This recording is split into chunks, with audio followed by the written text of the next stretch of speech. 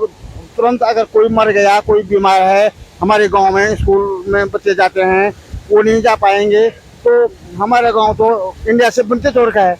अब और हम लोग तो 10 दिन से अपने गांव में बाहर निकलना मुश्किल होता है। जब यहाँ पर टूटा, कल हमारा मकान सारे हिल गए। हमने कहा यहाँ रहना, हम उधर ऊपर गांव की तरफ भागे। जगह चट्टान टूट गया, इसकी वजह से सारा रास्ता बंद हो गया।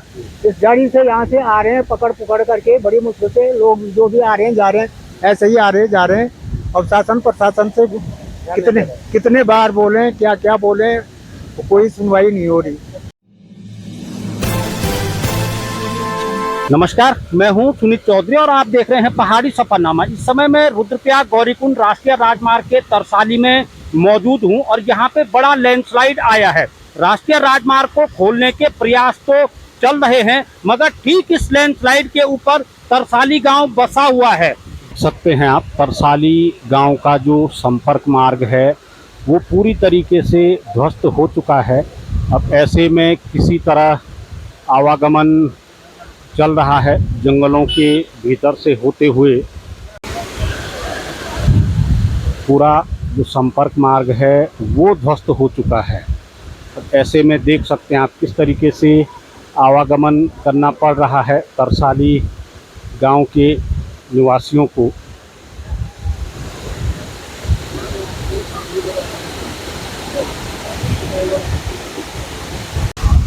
तरसाली गांव के कुछ लोग यहाँ पे मौजूद हैं। भाई साहब, पूरा स्लाइड हो चुका है, रास्ता खत्म हो चुका है, आवागमन किस तरीके से हो रहा है? जी, मैं केवलानंद सबलाल ग्राम तरसाली से बोल रहा हूँ।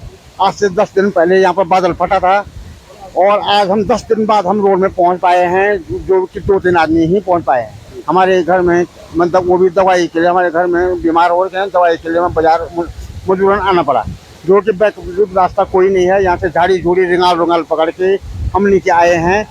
प्रशासन को सारा पता है कि यहाँ बादल फटा है, लेकिन कोई भी अधिकारी यहाँ पर आने के लिए राजी नहीं है। अब हम लोग आज आए हैं तो यहाँ पर जब कल टूटा तो यहाँ पर शासन प्रशासन के लोग आए, उनसे हम अपनी एप्लीकेशन भी लगाई। ये कह रहे हैं कि मनरेगा में काम होगा। मनरेगा तो 6 महीने में होगा, लेकिन हम लोग तुरंत अगर कोई मर गया, कोई बीमार है, हमारे गाँव में स्कूल में बच्चे जाते हैं, वो नहीं जा पाएंगे। तो हमारा गांव तो इंडिया से बनते तोड़ का है। अब बोलो, हमारे गांव में 20-25 परिवार हैं, बुजुर्ग लोग भी हैं, विधवा महिलाएं भी हैं, छोटे बच्चे भी हैं, जो कि हमारा इसी सारा कारोबार इसी राष्ट्रीय राजमार्ग से चलता है।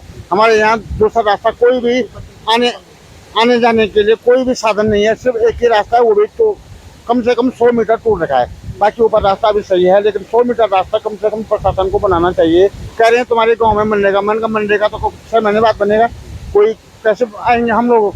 अब तुरंत 8-10 व्यापारी लगवा के जो आपदा वो बजट आता है उसमें खर्च करके लगा सकते हैं।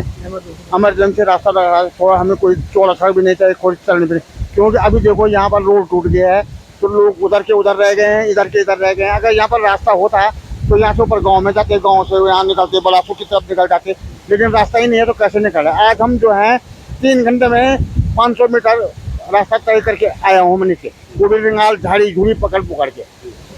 अभी आप लोगों को ने फोटो ली है, देख रहे होंगे, यहाँ पर कोई आदमी आ रहे हैं। तो इसी प्रकार से लोग अपनी समस्या, कई समस्याएँ हैं। कोई ऊपर केदारनाथ में इतनी बड़ी पब्लिक रहती है। अब यहाँ पर रास्ता जब खुलेगा 2 दिन में खुलता है, 3 दिन में खुलता है, लेकिन पैदल जाने के लिए भी यहाँ पर रास्ता नहीं है। और हम लोग तो 10 दिन से अपने गांव में बाहर निकलना मुश्किल होता है। जब यहाँ पर टूटा, कल हमारा मकान सारे हिल गए। हमने कहा यहाँ रहना, हम उधर ऊपर गांव की तरफ भागे, जंगल की तरफ। तब देखा यहाँ हमारे गांव में 10 दिन पहले 2 गौशालाएँ टूटी हैं, ज़मीन बह गई है। उसके लिए कोई भी शासन प्रशासन से कोई सूचना कोई नहीं आया। अब हम अगर कागज भी लगाते तो कहाँ लगाते? हमने भाटा में जो है किसी आदमी को बोला यार हमारे एप्लीकेशन लगवा दिए, वहाँ पर उन्होंने लगाई कि नहीं लगाई, कौन लगाता है नहीं लगाता है। जब हम लोग आज आए तो आज एक एप्लीकेशन पटाली जी को दी है और उस पर सुनाई होती है कि नहीं होती है।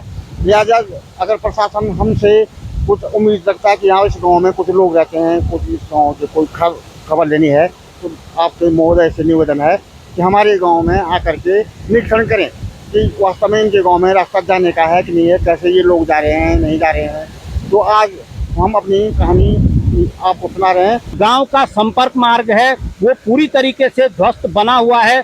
बीते दिनों अतिवृष्टि के चलते गांव का संपर्क मार्ग कट गया था। पिछले 10 दिनों की अगर मैं बात करूं तो देश दुनिया से तरसाली गांव कटा हुआ है। कितने लोग रहते हैं आपके गांव में? 20-22 परिवार हैं वहाँ पे, लेकिन आने जाने के लिए रास्ता मात्र एक ही था, वो लैंडस्लाइड की वजह से वो ब्लॉक हो गया। पहले भी जब वो आपदा आई थी 18 तारीख को, तो उसमें आने जाने के लिए नहीं थे, बड़ी मुश्किल से हम लोग आ रहे थे, जा रहे थे। अब ये चट्टान टूट गया, इसकी वजह से सारा रास्ता बंद हो गया। इस गाड़ी से यहाँ से आ रहे हैं पकड़ पुकड़ करके, बड़ी मुश्किल से लोग जो भी आ रहे हैं जा रहे हैं, ऐसे ही आ रहे हैं जा रहे हैं। अब शासन प्रशासन से कितने बार बोले, क्या क्या बोले, कोई सुनवाई नहीं हो रही, तो हम क्या कर सकते हैं। कई दिनों से खुला ही नहीं। तो किस तरीके से जीवन यापन हो रहा है, क्योंकि बच्चे स्कूल भी जा रहे होंगे, बीमार भी लोग हो रहे होंगे, खाद्यान्न भी चाहिए होगा। वो जहाँ के तहाँ है, सब अस्त व्यस्त है, बाहर आ रहे हैं, देख रहे हैं, फिर बरसात हो रही है, अंदर बैठ रहे हैं, आने जाने का कोई साधन नहीं, ऐसे ही है, न खाना है न पीना है, ऐसे ही रह रहे हैं, आने जाने का कोई साधन नहीं, बाहर कोई निकल ही नहीं रहा। हम निकलते हैं, बुजुर्ग आदमी है हम लोग, कहीं स्लीप हो गए, कोई पूछने वाला भी नहीं है क्या है क्या नहीं है, इसलिए हम जहाँ के तहाँ आज बड़ी मुश्किल से दोनों लोग हम पकड़ पुकड़ के, एक ने एक को पकड़ा, दूसरे ने दूसरे को पकड़ा, ऐसे पकड़ के सड़क में आए हुए हैं। तो आप लोग मिल गए, आप लोग ने थोड़ा बात कर दी, दवाई के लिए आए, ये तो कोई हमारी कोई सुनवाई नहीं हो रही है।